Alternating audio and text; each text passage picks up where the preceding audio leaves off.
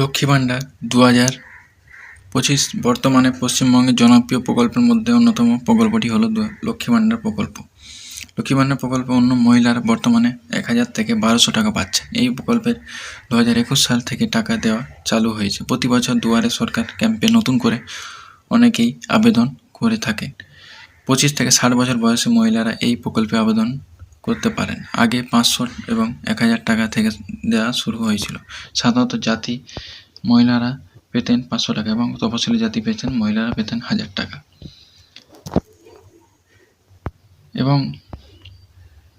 অনেকেই 2025 সালে দুয়ারে সরকারের ক্যাম্পে নতুন করে আবেদন করেছেন। প্রতি বছর লক্ষ্মীর ভাণ্ডার প্রকল্পে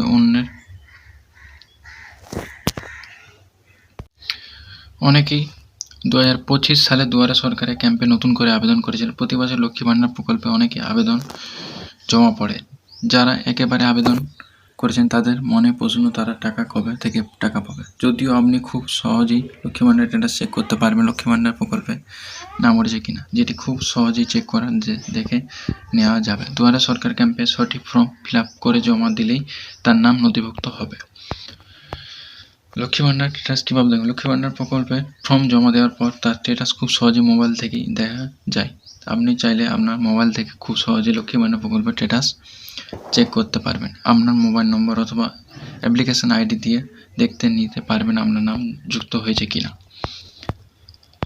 নতুনরা কবে টাকা পাবে? 2025 সালে যারা লক্ষ্মী ভাণ্ডারে প্রকল্পে আবেদন করেছিলেন তারা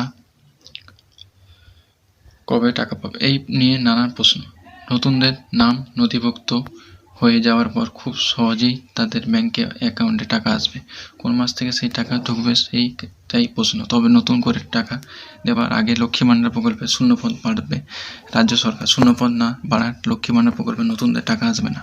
রাজ্য সরকার চাইলেই নতুন শূন্যপদ বাড়িয়ে টাকা দিতে পারে, কিন্তু কিছুদিন আগে নতুন করে লক্ষ্মী ভাণ্ডার প্রকল্পের শূন্যপদ বাড়িয়েছেন মুখ্যমন্ত্রী মমতা ব্যানার্জি।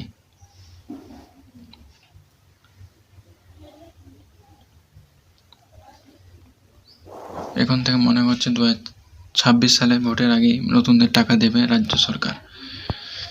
লক্ষ্মী ভাণ্ডার প্রকল্পে নতুনদের টাকা অনুমোদিত দেওয়া শুরু হতে পারে 2026 সালে নির্বাচনের আগে। রাজ্য সরকার কিছুদিন আগেই নতুনদের টাকা দেওয়া শুরু করেছে, তাই আবার নতুনদের টাকা দিতে হয়তো কিছুটা সময় নিতে পারে। রাজ্য সরকার ভোটের দিক আগেই নতুনদের টাকা দেবে এবং যারা পুরনো আছেন তাদের এই জানুয়ারি মাসে প্রথম সপ্তাহের দিকেই টাকা ঢুকবে সূত্র মারফত খবর জানা যাচ্ছে।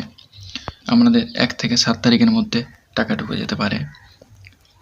ধন্যবাদ।